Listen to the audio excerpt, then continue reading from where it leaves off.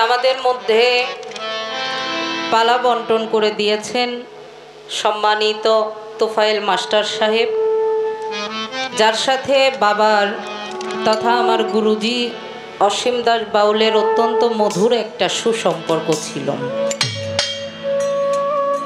অনেকগুলো কথা বাউলদের উপরে এবং বাউল গানের উপরে আলাপ আলোচনা করেছেন। তিনি নিঃসন্দেহে একজন জ্ঞানী এবং সাধক।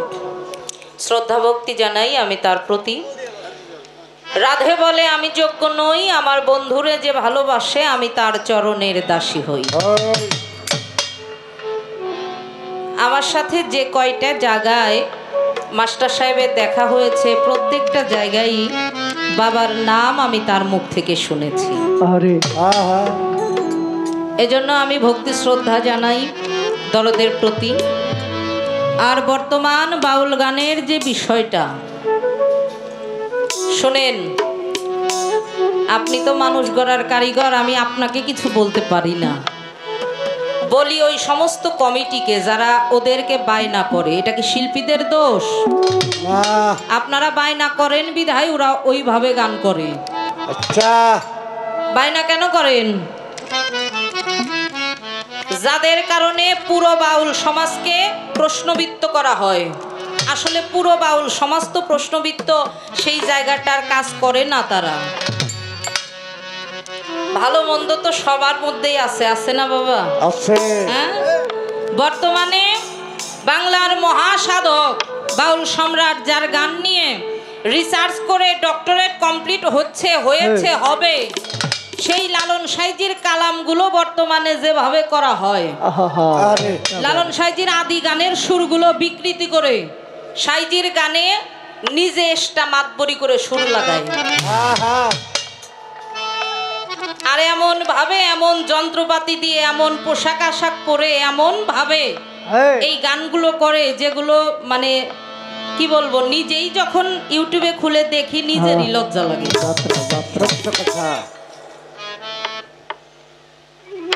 এই জন্য আমি বলতে চাই, সমগ্র বাংলাদেশে যেখানে যেখানে বাউল গান দেওয়া হয় সেই সমস্ত কমিটিকে, সেই সমস্ত দরবারকে আপনারা বাদ দেন। আদি বাউল গান, বাউল গানের ঐতিহ্যটা আপনারা ধরে রাখেন। এ পর্যন্ত এই বিষয়ে আমি একটু অনুরোধ করলাম। এখন আমাদের যে পালা দেওয়া হয়েছে, অত্যন্ত গুরুত্বপূর্ণ একটি কথা দয়াল বলেছেন যে আমি পালা কখনো গুরু ভক্ত ঘোষণা করি না।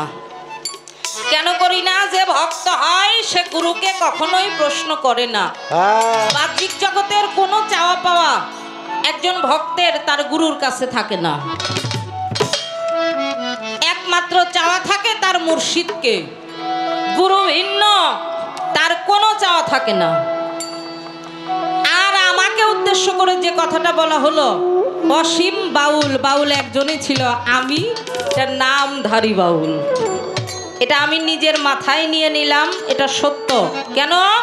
আমার বাড়ি আছে, আমার জমি আছে, আমার ব্যাংক ব্যালেন্স আছে, তাহলে আমি বাউল না।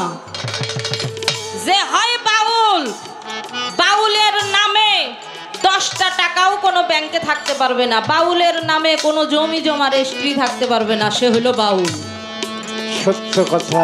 আমার গুরুজি, ওনার কিচ্ছু নাই, ওনার নামে কিছুই নাই। ভক্তি রাখি মূল্যবান কথাগুলো বলার জন্য। তবে আজকে পালা গান করব আমরা গুরু এবং শিষ্য।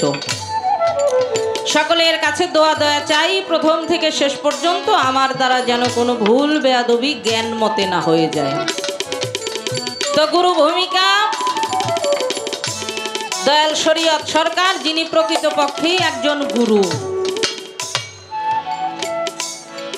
শুধু অভিনয় করবেন তা না, তিনি প্রকৃতপক্ষেই একজন খলিফা। তার অসংখ্য মুরিদান সারা বাংলাদেশে। ভাত খাইতে হয় চাইনা, আর গুরু ধরতে হয় যাই না। কথা ঠিক। যারা জেনে বুঝে গুরু ধরে তাদের ধরাটা সঠিক, আর যারা না জেনে গুরু ধরে, আজকে ধরলাম কালকে ছাড়লাম, তাই না? মন মজে না বন্ধুর পিড়িতে, এরকম একটা ভাব যেন না হয়। আগে সুজন চিনিয়া করিও প্রীতি, শেষ ভালো দাঁড়ায় যাতে। সাইজির কালাম, না জেনে মইজনা বন্ধু আর পিরিতে। দাদু ভাই বাউল রহমান বললেন, না জেনে মনের গতি, জোর করে করতে যাইও না পিরিতি। তো শিষ্য পালা নিয়ে আমি প্রথম আসরে দাঁড়িয়েছি। আমার দয়াল গুরুর নিকটে কিছু চাওয়া পাওয়া, কিছু প্রশ্ন আমি দয়ালের চরণে রাখবো। অনেকে বলে গুরুকে প্রশ্ন করা যায় না। তুমি মাতা, তুমি পিতা, তুমি বন্ধু, তুমি ভাই, তুমি বিনে এই জগতে আর আমার কেহ নাই। গুরু মা, গুরু বাবা, আবার গুরু বন্ধু, আবার গুরু ভাই। গুরুর সাথে সব ধরনের সম্বন্ধ তৈরি করতে হয়। আমি আমার গুরু ব্যতীত কার কাছ থেকে জানব? আমার গুরু মহাধনের ধনী, আমার গুরুর ভান্ডারে কোনো কিছুরই অভাব নাই। তা আমি প্রথম আসরে একটি প্রশ্নবোধক গান আমার দয়ালের চরণে রাখবো। একজন সাধকের গান আর একজন সাধকের চরণে রেখে আমি মৌখিকভাবেও কথাগুলো তুলে ধরবো, যাতে করে আমাদের কথাগুলো বুঝতে একটু সুবিধা হয়। আর সরকারকে তো সব সময় পাওয়া যায় না, উনি তো ভাইরাল শিল্পী। ওনারে বায়না করতে গেলে 2-3 মাস আগে বায়না করতে হয়, এও পাওয়া যায় না। 6 মাস আগে সিরিয়াল দিছিল, তে পাই নাই। যেটা সত্য কথা, সত্য বলতে তো কোনো লজ্জা নাই, তাই না? তো পেয়েছি মনের মতো একজন গুরু। আশা করছি আজকে অনেক ভালো ভালো গান এবং মূল্যবান কিছু আলাপ আলোচনা আমরা শ্রবণ করব। বিশেষ করে আমি শিষ্য ভূমিকা থেকে, আমার দয়ালের কাছ থেকে যা কিছু শ্রবণ করি আমি যেন তা আমল করতে পারি।